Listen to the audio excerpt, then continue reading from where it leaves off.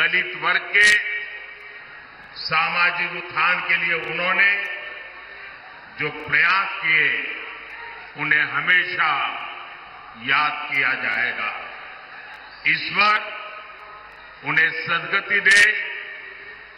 उनके परिवार और समर्थकों के साथ मेरी संवेदनाएं हैं। साथियों, 2024 का चुनाव भारत का भविष्य तय करेगा। ये चुनाव विकसित भारत के संकल्प का चुनाव है। ये चुनाव आत्मनिर्भर भारत की सिद्धि का चुनाव है। हमारा संकल्प है कि नेक्स्ट कुछ ईयर्स में, आने वाले कुछ सालों में भारत विश्व की टॉप 3 इकोनॉमी बने। आप मुझे बताइए कि भारत को दुनिया की तीसरी बड़ी आर्थिक शक्ति कौन बनाएगा? कौन बनाएगा? कौन बनाएगा? कौन बनाएगा? जी नहीं, आपका एक वोट बनाएगा। आपके वोट की ताकत है जो मोदी को मजबूती देगी और तब जाकर के देश दुनिया में टॉप 3 इकोनॉमी बन जाएगा। हमारा संकल्प है कि हम भारत को मैन्युफैक्चरिंग हब बनाएं। हम भारत को स्किल सेंटर बनाएंगे और ये संकल्प वैकेशन गुजारने वाले नहीं कर सकते पूरा।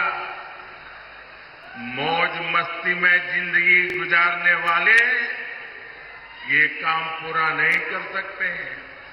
इसके लिए तो विजन चाहिए और विजन के लिए जिंदगी चाहिए खपाने के लिए। जब विजन के लिए जीवन खपाते हैं और जब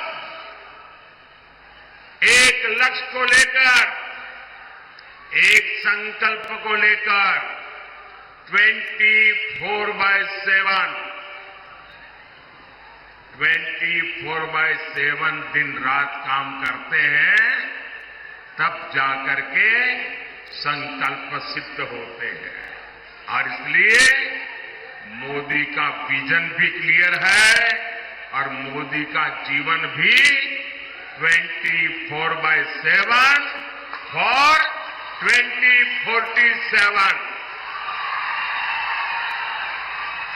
और इसलिए आज पूरा देश कह रहा है, फिर एक बार, फिर एक बार, फिर एक बार, फिर एक बार, फिर एक बार। जरा एसपीजी वाले, ये बच्ची एक तस्वीर लेके आई है, कब से खड़ी रही है, उसकी तस्वीर ले लीजिए। बेटा, please write down your name and address.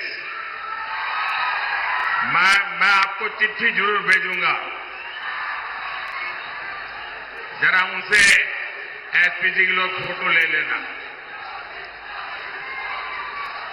आप हाथ नीचे करो बेटा, वो ले लेंगे।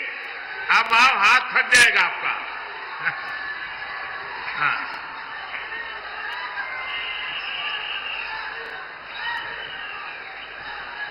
अरे बाबा थैंक यू।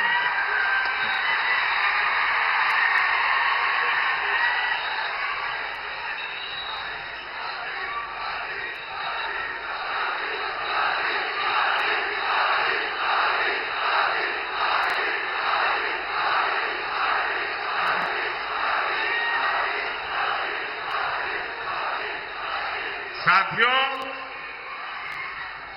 जिस कांग्रेस का एकमात्र काम सरकार में रहते हुए देश को लूटना है,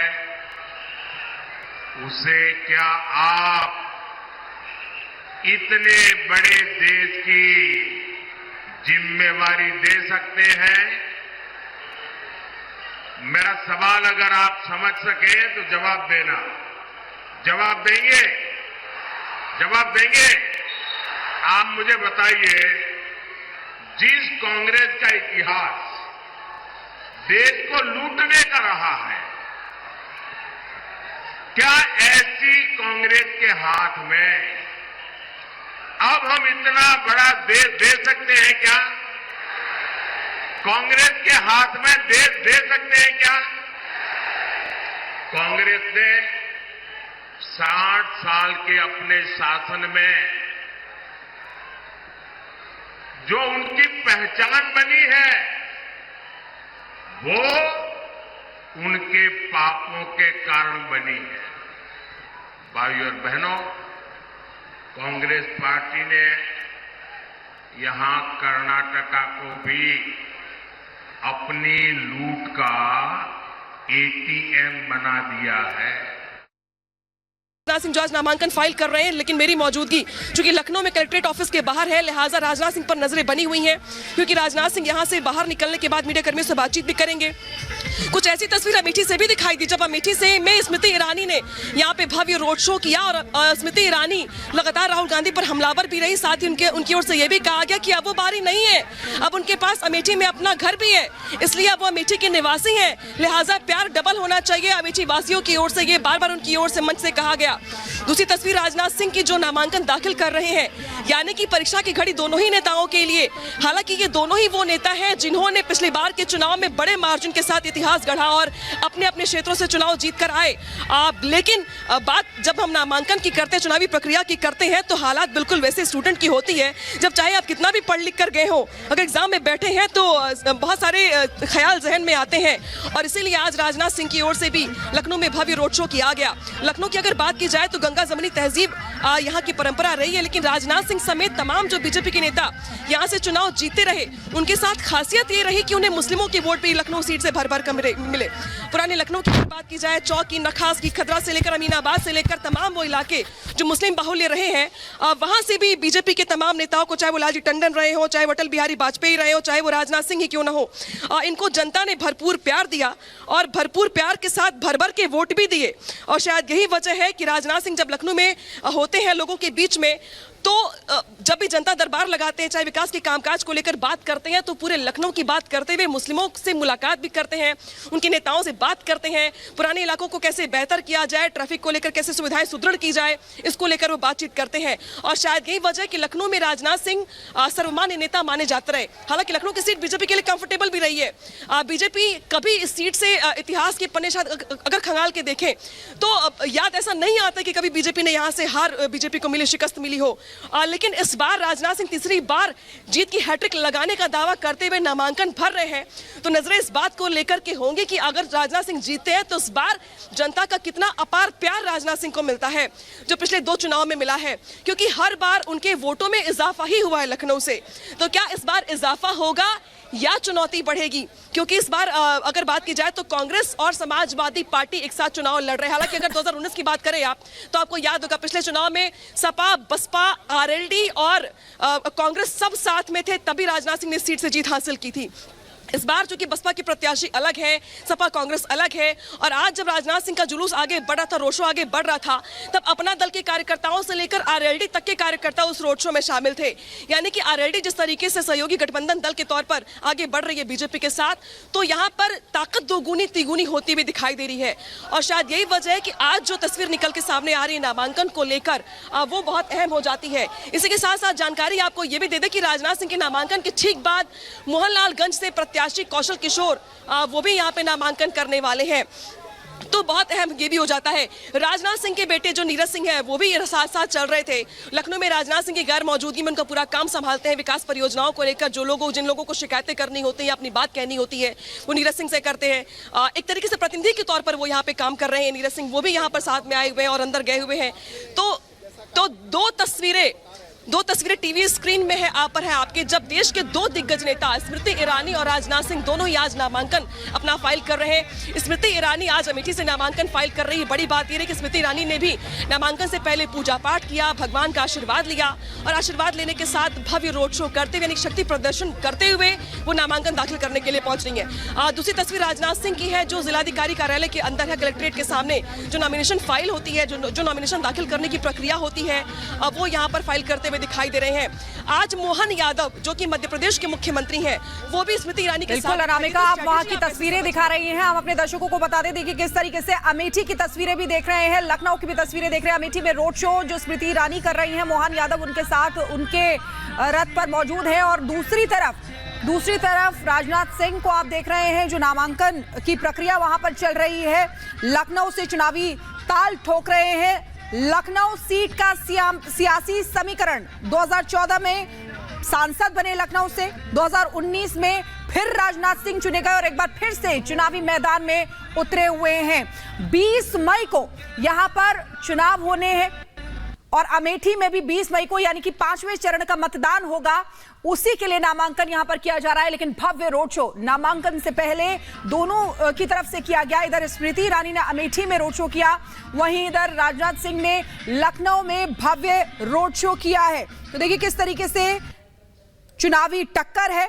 राजनाथ सिंह के सामने रविदास मेहरोत्रा समाजवादी पार्टी से चुनावी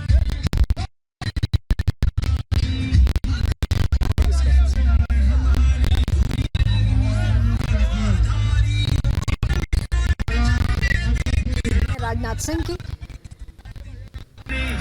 मुख्यमंत्री योगी आदित्यनाथ की मौजूदगी में पुष्कर सिंह धामी, उत्तराखंड के मुख्यमंत्री ब्रजेश पाठक वो भी मौजूद हैं।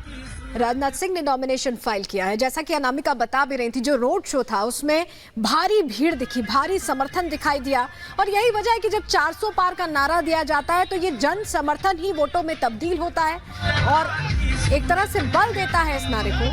और अब अमेठी की तस्वीरें, अमेठी का मुकाबला स्मृति ईरानी ने जब शुरुआत में लड़ा था तब जीत हासिल नहीं की, लेकिन दूसरी बार भारी जीत हासिल की और इस तरह का समर्थन मिला कि राहुल गांधी या कांग्रेस अभी तक ये तय नहीं कर पा रहे हैं कि अमेठी से दोबारा उनको उतारे या नहीं। असमंजस बना हुआ है। दीपेश शुक्ला MLC भी है, वह भी साथ में खड़े हैं, पूर्व मंत्री सुरेश पासी। तो देखिए यहाँ पर ये रोड शो देखिए और पूरी ये तो गौरी जिला मुख्यालय है, पूरी तरह से जाम हो चुका है। ये तस्वीरें इस बात की गवाही है कि किस तरह से लगातार बड़ा जन समर्थन जो है वो स्मृति ईरानी को मिल रहा है। इस बात का दावा वे लगातार करती भी नजर आई हैं। जिस बात का जिक्र अभी हाल ही में सलोनी कर रही थी कि 2014 में जब भारतीय जनता पार्टी ने उन्हें अमेठी सीट से चुनाव मैदान में उतारा तो फिर मुश्किल जो है वो राहुल गांधी की खड़ी होती हुई नजर आई थी। कांग्रेस पार्टी मुसीबत में दिखाई दी, लेकिन उन्हें हार का सामना करना पड़ा था, मगर उन्होंने अमेठी से वापसी नहीं की। वे लगातार अमेठी की जनता के बीच रही, काम करती रही और यही कारण रहा कि 2019 में प्रचंड बहुमत के साथ वे जीतकर संसद पहुंची और यही कारण है कि फिर उन्होंने अपना घर अमेठी में बना लिया और अब एक बार फिर तीसरी मर्तबा वे अमेठी की जनता के लिए चुनाव मैदान में हैं और अब नामांकन दाखिल करने के लिए रोड शो के जरिए वे डीएम कार्यालय के लिए पहुंच रही हैं। तस्वीरों में आप देख सकते हैं खुद स्मृति ईरानी उस रथ पर सवार हैं और साथ में मध्य प्रदेश के मुख्यमंत्री मोहन यादव आपको नजर आ रहे होंगे।